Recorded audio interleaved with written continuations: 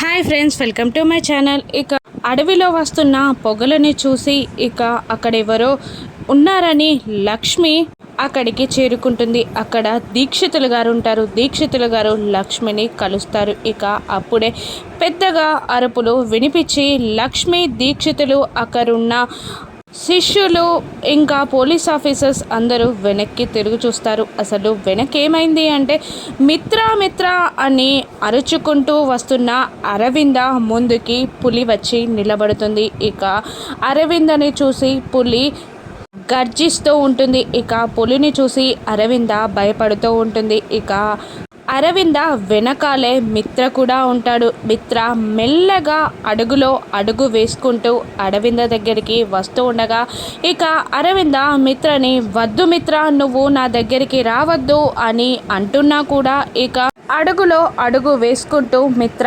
అరవింద ముందుకు వచ్చి పులికి ఎదురుగా నిలబడతాడు. ఇక ఆకలి మీదున్న పులి గట్టిగా గజ్జరిస్తూ ముందుకి దూకుతూ ఉంటుంది. ఇక మిత్ర పులి బారిన పడతాడా? మిత్రని లక్ష్మి ఏ విధంగా కాపాడనుంది? ఇక ఇలా లక్ష్మిని మిత్ర అరవింద చూస్తారా?